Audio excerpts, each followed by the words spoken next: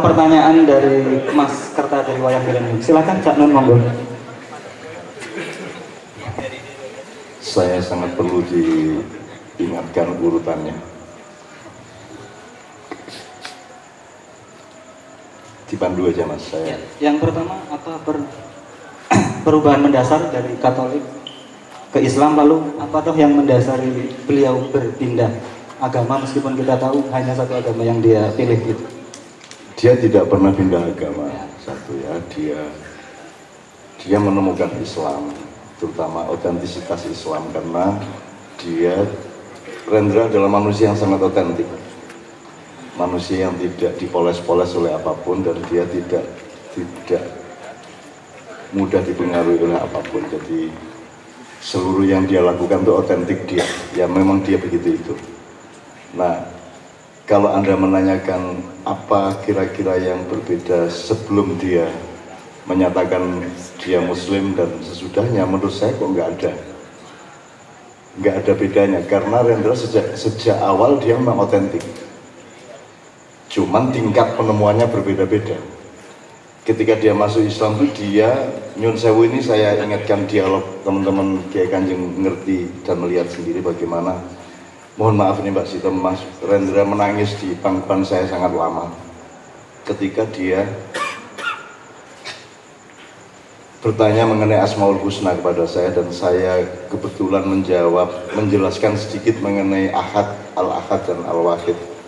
Kemudian saya ungkapkan beberapa hal yang hubungannya dengan hatinya manusia sehari-hari. Terus saya menyebut kui ning Jawa jenenge nyawiji Mas. Nah, dia itu dengan kata nyawiji itu dia sangat dramatis dengan kata-kata itu sejak kecil, tapi dia belum pernah bisa menemukan apa to nyawiji kuwi. Nah, ketika penjelasan mengenai Ahad Wahid, jadi Allah itu satu, menyebarkan dirinya. Jadi Anda itu cuma cipratan Allah, kita semua alam semesta cuma cipratan Allah, untuk kemudian dipersatukan kembali. Maka ideologi kehidupan adalah tauhid, yaitu penyatuan kembali. Nah, itu jenenge nyawiji Mas. Aslinya awak dhewe siji ning njur sumebar, akhirnya nyawiji kembali. Nah, itu dia. Saya sering menjelaskan nyawiji di mana-mana tidak ada orang nangis. Karena kebanyakan orang tidak peduli arep ijen arep bosan penting duit akeh. Kan begitu. Nah, Rendra tidak. Rendra menangis sungguh-sungguh. Jadi menurut saya Anda tidak perlu, Anda mungkin tidak pernah ketemu Islam selama hidup Anda juga tidak ada masalah, juga tidak akan ditagih sama Allah kalau tidak pernah ketemu Islam. Tetapi Anda sendiri adalah ciptaan yang Islami. Anda sendiri adalah seorang yang berkecenderungan untuk menyatu kembali dengan penciptanya, siapapun saja. Apa dia cacing, apa dia manusia, apa dia jin, setan, dajjal pun akan musnah dan menyatu menjadi entitas tunggal yang namanya Allah Subhanahu wa Ta'ala. Terserah Anda nyebutnya apa.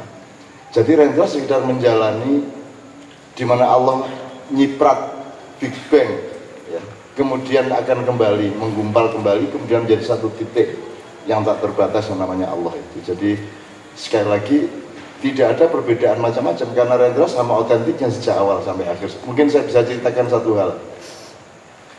Rendra itu tidak sekolah beneran. Ya, mustahil lah Rendra sekolah tenanan, belum diulang karo dosen, mustahil lah. Terus mesti mengeyel karo turu, terus ngelirik cah wedok paling. Tapi saya tidak bisa bayangkan Rendra sekolah. Meskipun dia sekolah di Alta Sastra, tapi sudah pasti nggak rampung lah. Sudah. Saya kira tidak kompatibel lah dia dengan sekolahan itu. Nah, suatu hari teman-teman sekalian, dia mencari Tuhan. Dia naik Gunung Lawu. Dia jalan kaki dan sampai di Cetho sana, Gunung Cetho, dia matur sama Tuhan tuh nggak dijawab-jawab. Akhirnya dia kecewa dan agak marah dan agak mau nggak percaya nggak bisa, mau percaya tak tanya nggak jawab gitu kan. Mau balik karo grundel kayak asem tenane aku tenang golek ya dijawab gitu. Jadi dia sama Tuhan dia belum tahu kelakuannya Tuhan, jadi dia masih marah gitu. Tuhan kan suka jumbritan, suka petak umpet, suka ke sana, kita ke sini, dia ke situ, kita ke sini. Kita pikir dia marah, ternyata dia cinta. Kita pikir dia sayang, ternyata dia sebel. Punya macam-macam. Jadi sama Allah itu hanya bisa didekati dengan kemesraan dan kecerdasan. Kalau Anda cerdas tok tidak mesra, Anda salah paham. Kalau Anda mesra tok tidak cerdas, Anda juga akan terpeleset-peleset. Sampai akhirnya dia turun dari Gunung Lawu itu. Terus ada seorang pembikin areng, Mbak Sito. Wong ning desa gawe areng kan. Dan menarik ini orang, terus Rendra datang masuk ke halaman rumah di mana dia bikin areng itu, dan dia ngobrol karena dia kecewa cari Tuhan tidak ketemu. Mungkin yang dia keliru mungkin gagasan tentang Tuhan, mungkin rumah sana Gusti Allah yang nganggo blangkon, Gusti Allah nganggo koyo Pangeran Diponegoro. Jadi dia